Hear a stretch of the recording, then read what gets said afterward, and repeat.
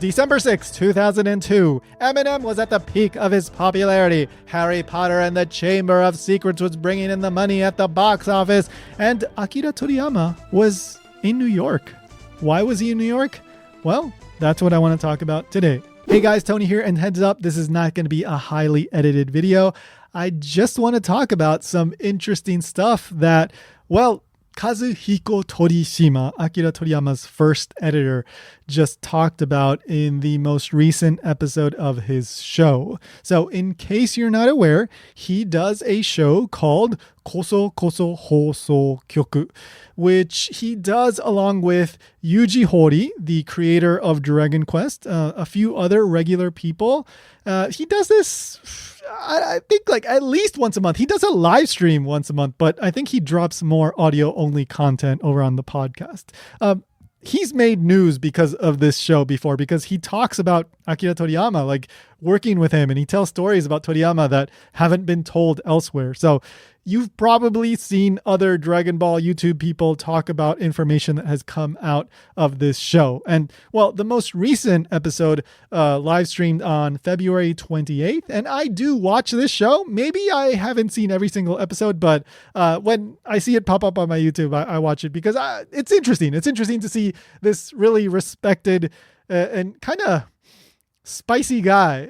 So he is one of Japan's most respected and famous editors within the manga, genre. But he's also like a very spicy guy with strong opinions. And it's very interesting to hear his takes on things. And it's really refreshing to get somebody from the Japanese media that rarely holds back.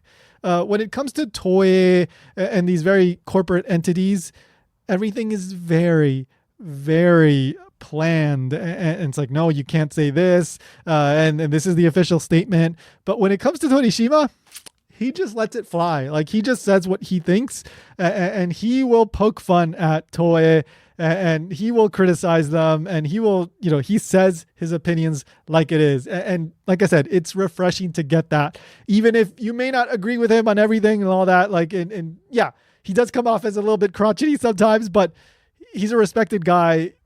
And again, it's refreshing to hear somebody just let it all out. So I like to watch the show whenever it comes up. And even though they're like 2.5 hours sometimes, like the most recent one's 2.5 hours. But anyway, in the most recent episode, they were mostly talking about the 45th anniversary of Dr. Slump.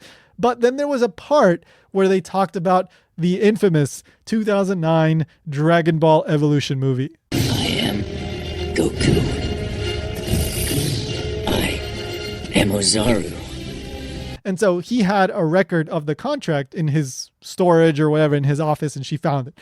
And so Torishima began to talk about his experience overseeing like the licensing and the initial stages of the Dragon Ball Evolution movie, like why it turned out the way it did and all that. One thing that I want to highlight first is that he really doesn't like that movie. He considers it the greatest failure of his career as an editor. He states this like 2 or 3 times. He is very, very blunt about this. He even calls it a kusoeiga. He calls it a crap movie, a shit movie. And actually, he also says like him and Toriyama were very angry after seeing that movie. He actually says like angry. You could even translate that as they were pissed off when they saw the movie, like the final product, because yeah, it's not an accurate representation of Dragon Ball. We already knew that Toriyama did not enjoy that movie, right? Like that movie was a huge motivating factor for why he decided to come back for Battle of Gods and all that stuff. Maybe it wasn't the only thing, but it definitely seems to have been a factor. So yeah, that's not anything particularly new, but it's just funny to hear this guy just so blunt about that movie because, for example, like Toei or like those corporate people, like it seems like they wouldn't say that. They would say, oh, like that's just the movie, we had nothing to do with it. No. Torishima is like, nope, it's the worst thing I've ever done as an editor. Like, I hate it. 弁護士を日本側で立てて、アメリカ側で、アメリカの法律に詳しい人も立てて、だから倍かかるわけよ。でね、集英社に入ってくる、ボックスから最初に支払われるお金があるじゃない。鳥山さんと分けてんだけど、集英社に入る分は、弁護士費用でいきなりもうゼロになる。何千万とかって。すごいな。そこまでやって、クソ映画ができた。本当に、鳥山さんも僕本当腹が立って。This is the kind of stuff that I enjoy watching this show for. So he talked about that. And then he also talked about why it turned out the way it did. And well, the reason that he gives is that 20th Century Fox just rushed it into production. They actually entered production of Dragon Ball Evolution without the final approval of, well, Shueisha. He doesn't explicitly say Shueisha, but I assume he means Shueisha, right? Because he's working for them at the time. It's not like Torishima owns the rights or anything like that. So what seems to have happened is that 20th Century Fox and Shueisha, maybe Toriyama, they hadn't finalized the contract. I'm speculating a little bit here given what they said, but maybe there was something left to finalize with the contract. But also, it seems like maybe Shueisha had to review the script like one last time or something like that, or not sure, but maybe they had some kind of final approval thing that they had to do, but 20th Century Fox just, bam, they just went into production. And the way Torishima explains it, Fox did this because there was a looming strike in Hollywood that was, gonna be starting soon. Now, in 2007 to 2008, like the end of the year to the beginning of the year, there was a writer's strike that happened. It was a major writer's strike. And so that affected a lot of stuff in Hollywood, like production and all that stuff. So I'm guessing that what happened was production started in 2007 for Dragon Ball Evolution, and they wanted to get it done before the strike started. And so, they just rushed it into production. And then in 2008 into 2009, that's when they actually did all the post-production, the editing and the visual effects and all that stuff, because the movie came out in the spring of 2009. So the timeline seems to work out, but I'm just going by what Torishima said, and he didn't give extensive details, so there's a little bit of me putting the pieces together here. Another thing that he mentions is the fact that, well, Shueisha, the Japan side, didn't put in the contract what 20th Century Fox was not allowed to do. Nowadays, this would be unthinkable, but Torishima explains that back then they just didn't know. They didn't know how to do this stuff. They didn't have the experience, exporting the movies, out to the US and dealing with Hollywood and doing all this licensing stuff with Hollywood. So they dropped the ball on this stuff. Now you would expect, for example, Goku can't wear any costumes that weren't depicted in the original manga. Bulma can't do this. You cannot change the names, blah, blah, blah. Like you would expect a whole bunch of stuff that the licensee, 20th Century Fox, right? That they would not be allowed to do. But that wasn't the case back then.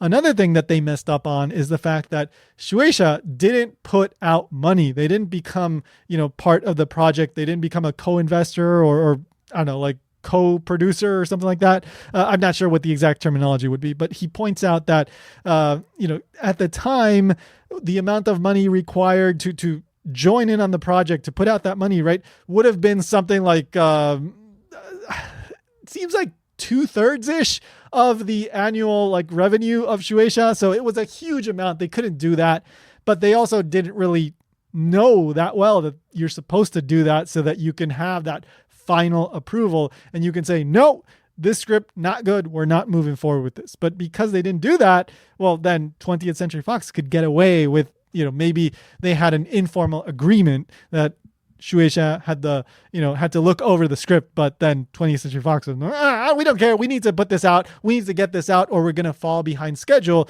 if the strike catches us. And then we have to wait 6 months for the strike to be over.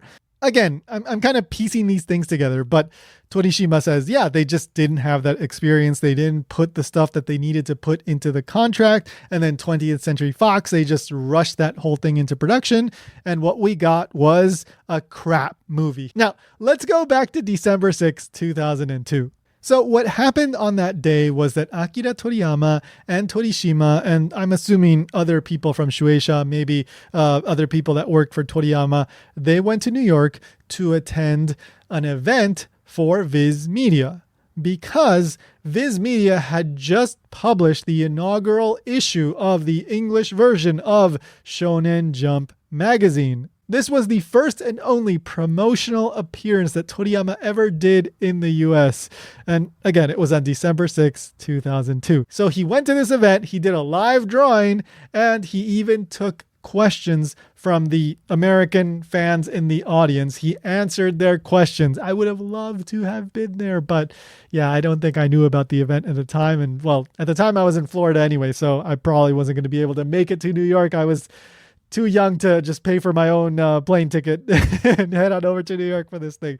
So anyway, if you're watching this, you probably missed it. But hey, if you were there, let me know down in the comments, because I really want to know what that was like. I was only able to find one person who posted about this on Instagram, obviously after the fact.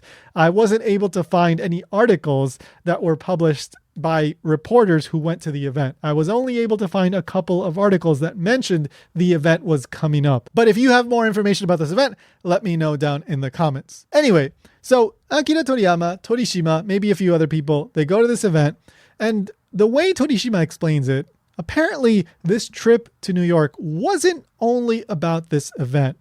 Another motivation for this event was to show 20th Century Fox, like, hey, we're serious about this movie. Like, if you're going to make this movie, like, do a good job, like, actually adapt it properly. Now, I'm not sure exactly what that means. Like, were they there to negotiate the contract? Maybe. Were they still in very, very early stages? Maybe. Like, they hadn't even drawn up any contracts? Maybe. Or was Torishima just, and well, Toriyama as well, were they just there to show, like, look, you know, we want you to make this movie, but as long as you treat it with respect? Like, was this just a conversation? Like, I don't know. But they met with a vice president at 20th Century Fox.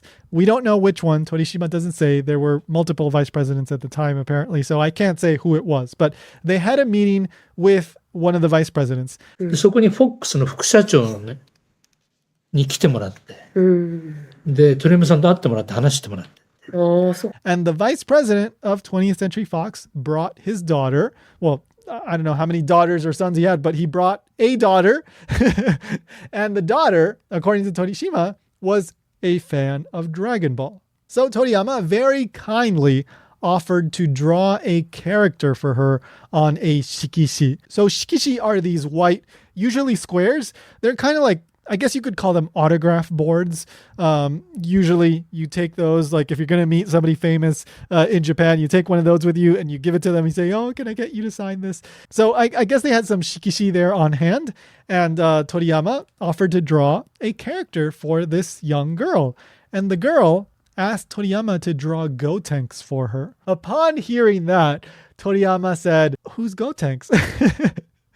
Well, the way Torishima explains it, Toriyama just didn't remember Gotenks. Now, it's not clear if Toriyama didn't remember the character or he didn't remember how to draw Gotenks.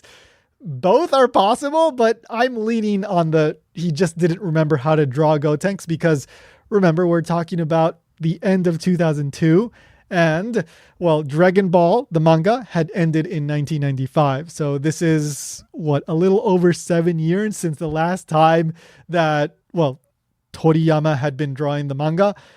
I guess maybe at some point he might have drawn Gotenks, but for the most part, he probably wasn't drawing Gotenks. So it makes sense to me that he wouldn't be able to remember exactly how to draw that character, especially since he isn't one of the main characters like Goku and Bulma and that kind of stuff, right? So yeah, I get how he might forget. So I doubt that he completely forgot the character, but you never know with Toriyama, right? So anyway, he went, he couldn't remember Gotenks. And then what happened next, according to Torishima, is one of the Viz Media staff members went over somewhere, brought over a manga. I'm not sure if this was one of the collected volumes or what it was, but he brought over a Dragon Ball manga with Gotenks in it and showed it to Toriyama. And then Toriyama went, oh, okay. And then he drew Gotenks for the girl. Classic Toriyama, right? Like when he was working on the manga, you can't say that he wasn't dedicated. Yeah, he forgot things here and there sometimes, but when he was, back in the 80s and 90s, when he was just there week to week grinding it out, like he was there. He was, full on Dragon Ball mode, drawing, just completely dedicated. But once he was done with that, like he's like, okay, I'm done. And then he just started focusing on other stuff, and he was happy to be done. He wanted to be done. We all know that, but he was very good at just like compartmentalizing and just kind of cleaning out his brain and then moving on to the next thing. So it's so crazy to think that, for us, right? The people who enjoy Dragon Ball, we watched it, we read it, et cetera, like for him to forget Gotenks, it's crazy. But yeah, at the very least, he forgot how to draw Gotenks. But anyway, that's it really. Like, it was just really funny to see Torishima talking about the movie Dragon Ball Evolution so frankly, so openly, and to hear him say repeatedly, like it's the biggest failure of his life as a editor. He really does not like that movie. So anyway, I'm not sure if all of this is new information, but I just wanted to share it with you guys because I thought it was funny and interesting. If you know Japanese, I do recommend watching this show or listening to it. It's great. It's just really interesting to hear Torishima and Yuji Horii and for example, Nakatsuru, the character designer for Daima, and he worked on GT and all that stuff. Like he's kind of the guy that took over for Toriyama, like on the anime side and the character design kind of stuff, right? Yeah, I know there's Toyotana stuff, but I'm talking about the anime stuff. Anyway, he's often there, although Nakatsuru like barely says anything. Like only when he gets asked a direct question, like he'll answer something, but for the most part, he just remains quiet and just kind of sits there.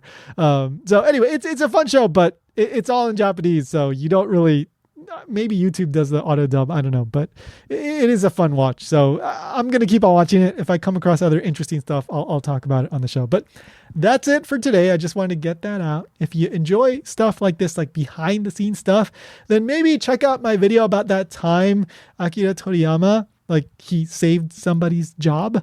This is more of like a Dragon Ball anime thing. It's more edited. It's not just me talking like without, planning it out ahead of time. So check out that video. Leave me a comment. Let me know if you knew this stuff or if you watched the KosoKoso Hōsōkyoku. Drop me a comment. Don't forget to subscribe. More videos coming. I'll see you in the next one.